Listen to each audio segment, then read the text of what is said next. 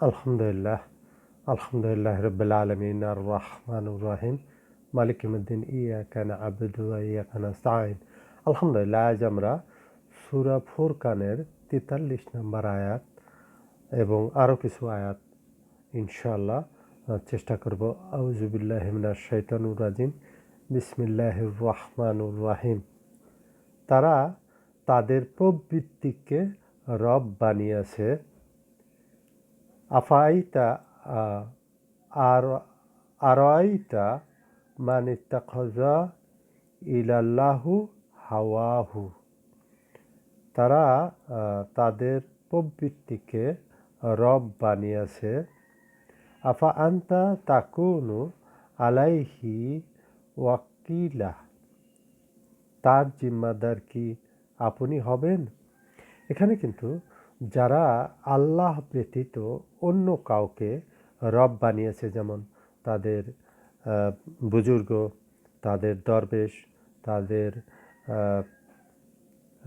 আহবার, যেটাকে আমরা বলি রুহবান, যেটা তাদের যোগী, পীর এবং বিভিন্ন ধরনের যারা আলেম ওলামা, তাদেরকে আল্লাহ এবং আল্লাহ রসুলের তরিকা ছাড়া অন্য তরিকা যারা নিজেদেরকে বিলিয়ে দিয়েছে এবং তাদের তরিকা মতো তারা চলে, তাদের উদ্দেশ্যে এই কথাটা বলা হয়েছে।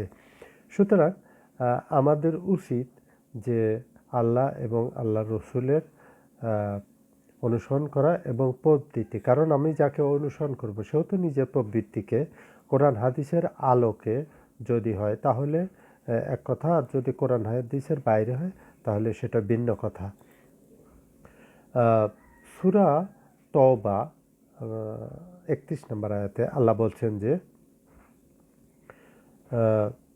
তারা তাদের পণ্ডিত এবং যোগীদেরকে রব হিসাবে গ্রহণ করেছে। আত্তাখাযু আহবারাহুম রুহবানাহুম মিন দুনিল্লাহ আর বাম মিন দুনিল্লাহ। পণ্ডিত এবং যোগী, আমরা আগে বলেছি যারা গৃহত্যাগী, যারা পণ্ডিত জ্ঞানী ব্যক্তি, যারা ইসলাম চর্চা করে, তাদের আমাদের ভাষায় যারা আলেম ওলামা, তাদেরকে রব বানিয়েছে। এবং এইখানে আমরা সূরা বাকারার ৩,৩35 নম্বর হাদিস, সেটা হলো যে কিয়ামতের দিন কিন্তু আল্লাহ পাক একটা বিশেষ ট্রাইব্যুনাল গঠন করবেন এবং সে ট্রাইব্যুনালে কিন্তু ৩ লোকের উপরে যে কলম উঠে নেওয়া হয়েছে সেই ৩ লোকের ব্যাপারে ফয়সালা করা হবে। তার ভিতরে একজন হলো ঘুমন্ত ব্যক্তি, আর একটা হলো নাবালক শিশু, আর একটা হলো যার কাছে দিনের দাওয়াত এসে পৌঁছায়নি, তাদের করা হবে। এবং যারা ঘুমন্ত ব্যক্তি তাদেরকে জাগ্রত করা হবে এবং যারা নাবালক তাদেরকে বালক করে দেওয়া হবে এবং যেটা মজনুন আর কি, পাগল,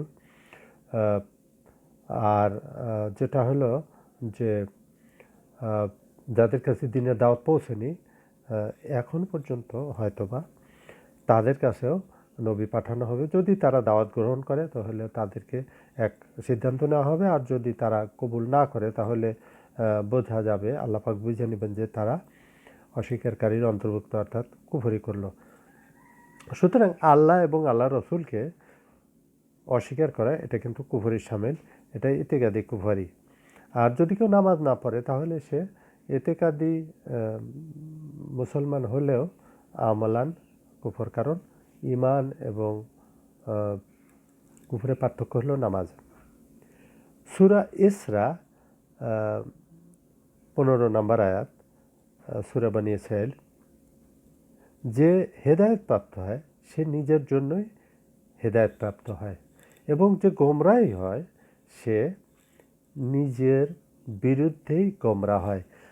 আসলে আমাদের যে ইনস্টিংক্ট, যেটা আর কি আমাদের যে জিবিলিয়াত, আমাদের যে অভ্যন্তরীণ যে মেকানিজম, সেটাতে কিন্তু আল্লাহ পাক হক ঢুকিয়ে দিয়েছেন এবং সেটা সেভ করে দিয়েছেন। আমরা ইচ্ছে করলেও হককে বাতিল বলে ধরে নিতে পারি না। যদিও আমরা বাতিলের অনেক কাজ করি, অনেক আমল করি যেগুলি আমাদের পাপের অন্তর্ভুক্ত, আমাদের আল্লাহ এবং আল্লাহর রসুলের বিরুদ্ধে যাই এবং অনেক বিদআত শিরক কুফরি আমরা লিপ্ত হয়ে থাকি। মানুষ এভাবেই করে থাকে। কিন্তু যদি কেউ এগুলি করে তাহলে কিন্তু সে হক মনে করে করে না, সে কিন্তু মন্দ কাজ মন্দ মনে করেই করে।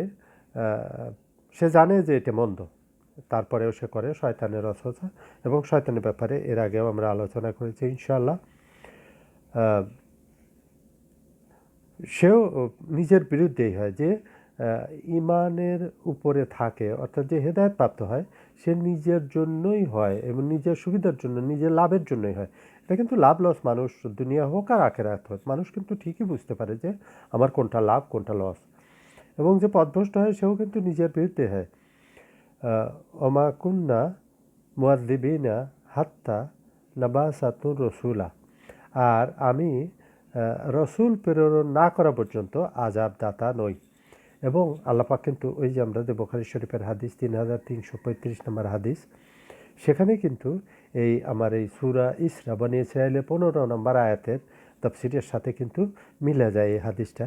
আসলে কোরআন এবং হাদিস, কোরআন আমাদের হলো টেক্সট বুক এবং হাদিস রেফারেন্স বুক। সুতরাং আমরা এই 3টা আয়াত সম্পর্কে এবং যতটুকু বুঝলাম, ওমা আলাইনা ইল্লাল বালাগ, জাযাকাল্লাহু খাইরান ওয়া আহসানুল জাযা।